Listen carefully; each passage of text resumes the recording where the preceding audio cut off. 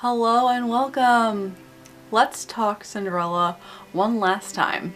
We reached our final version of Cinderella that we're covering.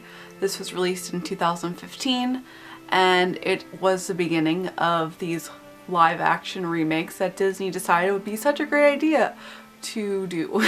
Going into this film, I honestly remember thinking it was boring, and now that I watched it again, I take back that statement. Overall, it is an amazing film. It is done brilliantly well. It's a very serious story at this time, and I mean, it's always been serious, but this one is so much more dramatic. And they basically take the story of Cinderella and just flesh it out even more and add so much more depth into it, and I do appreciate that.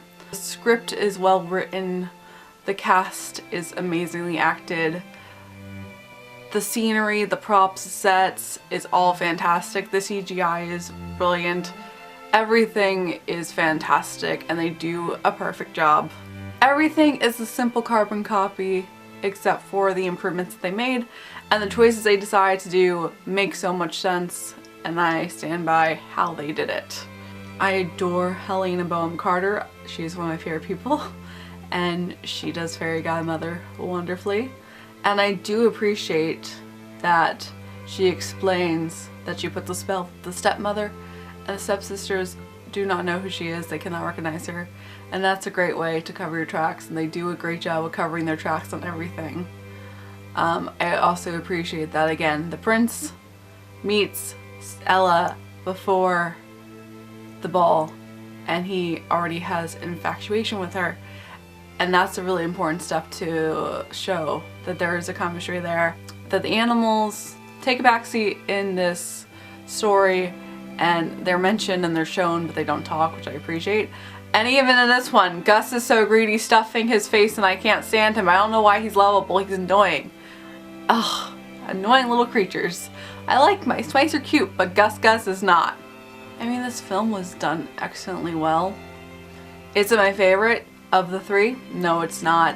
I think it's too serious at times, and it's very dramatic, and it seems to be more of an adult-based story, even though it's for kids as well. It's a family film, but just the way it's written and the family drama that's included in there, and the fact that all the parents are either on their deathbed or they die, and all of these serious issues that are definitely important to learn about, and they do a really great job teaching about this for the kids. It's just something that you would understand better after you have a lot more life experience, in my opinion. And even though it's super enjoyable and perfect, I don't know if I would watch it again.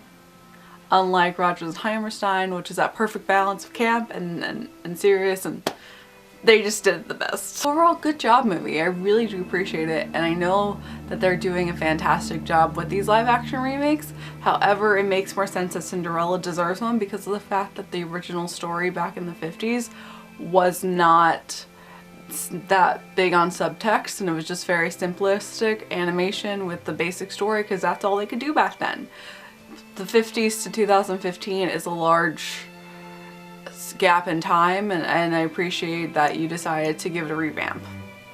However, as we go forward, we do not need a remake of a movie that's less than 20 years old, and that'll be discussed later on. We're gonna move forward to our next princess, Sleeping Beauty, tomorrow. And as always, I hope you have a magical day, and I'll see you real soon.